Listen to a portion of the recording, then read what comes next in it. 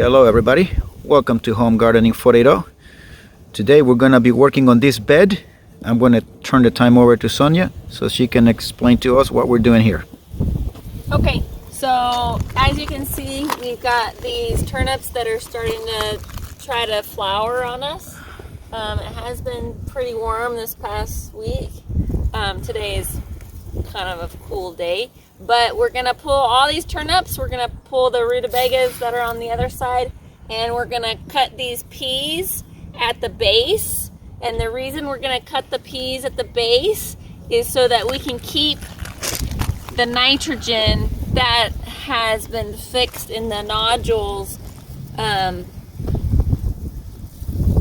is in the soil, because if we pull the roots up, it's going to pull those nodules up because they're attached to the root. So we're going to snip the peas right at the base of the ground and keep that nitrogen that we put in with the peas as much as is still there with the bacteria and the nodules attached to the roots of the peas.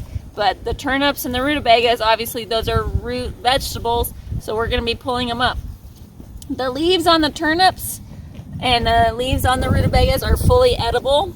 However, we're probably just going to compost them. So, got a really good size turnip right here. I'm just going to pull it for you. And you can see they kind of pop up out of the ground as they get bigger. So that one is nice and purple. And what we're going to do is we're going to trim off the tops. We're going to trim the bottom a bit, and we're going to wash these and put them in the fridge for storage. These will last quite a while in the fridge. You can also freeze them. So if you're going to freeze them, I recommend you peel them, chop them into cubes, and freeze them like that. I would not freeze it whole. So anyway, we're going to go through and do this whole bed. We're going to set up the tripod.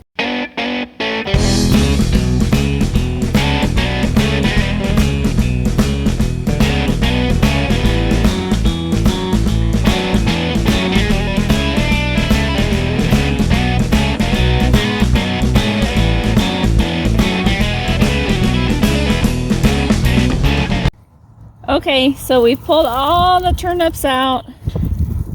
We have, this one's about 2 inches. We've got some other ones about 2.5. That one's a little oval shaped.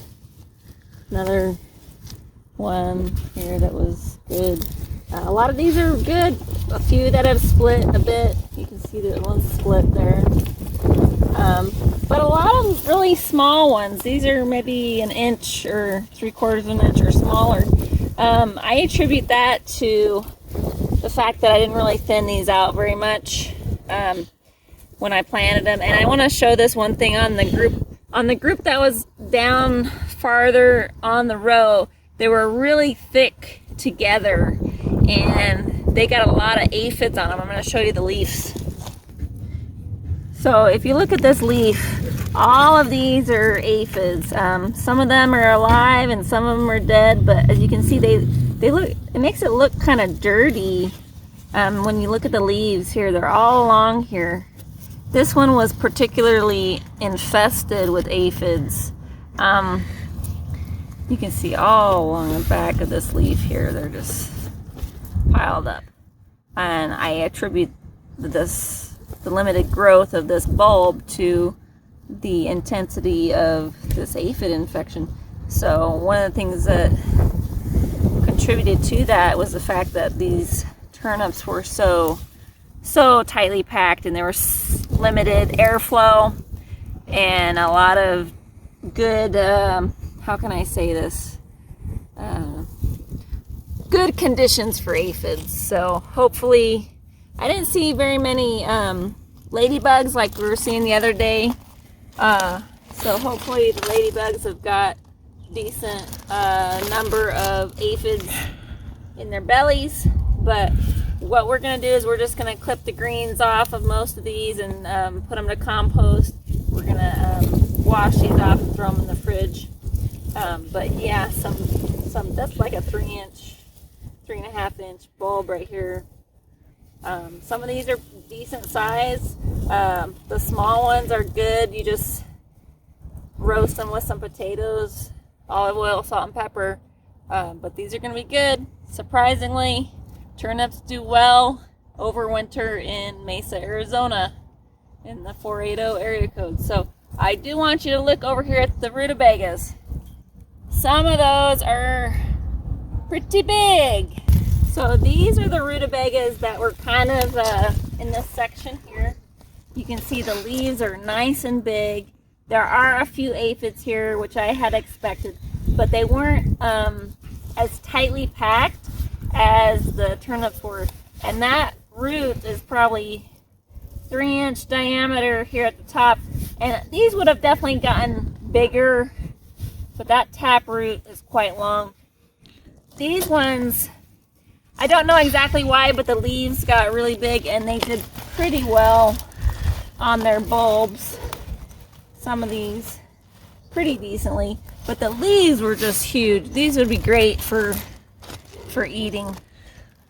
Anyway, I did thin out a lot of the rutabagas down here a few weeks ago, but I got interrupted. I didn't get to do the whole bed, but as you can see, there's again a lot of small rutabagas here, but some of these are decently sized rutabagas. So that was my first rutabaga experiment. So we'll see how these do. We'll do the same thing with the turnips. We'll throw them in the fridge. We're going to cut up the tops. Again, the tops are edible. And I want to show you this one. I know everybody's got a nice root vegetable story, but how's that? These just fit right together. Just like that. That's how they grew. Just like that. That's pretty cool. That's pretty cool. So sometimes you get a carrot or something to do that, but the rutabagas did it on this one. So the one thing that I did notice when I was pulling them out, it's that all of these little ones, all of the small ones here, and some of these ones, they were next to these big ones, and this was it was more of a proof to me that we do have to thin them out when they starts to germinate a little bit longer than that, so that there's more room for the turnips and also for the rutabagas to grow. Because these ones were a good size, but all of the small ones here were just right next to them. I actually grabbed them, all of them at once, and I pulled them out because they were that close together. And surprisingly, they ended up being like this small. So remember, when you are putting the seeds according to the instructions in the package, remember to thin them out, because other than that, you're gonna end up having small vegetables. okay, so we clipped all the peas at the root. We're just gonna put this in the compost, and we're gonna clip all of the leaves off the rutabagas and the turnips, and we're gonna put those in the compost, and then we're gonna call it a day. Now later on this week, we are going to come and clean this whole bed, and then we're gonna plant our squash that is they're looking really good inside the house under the grow light, and I'm going to do that connection for this tree right here now that the peas are gone. Okay, so we real quickly just took all the tops off again.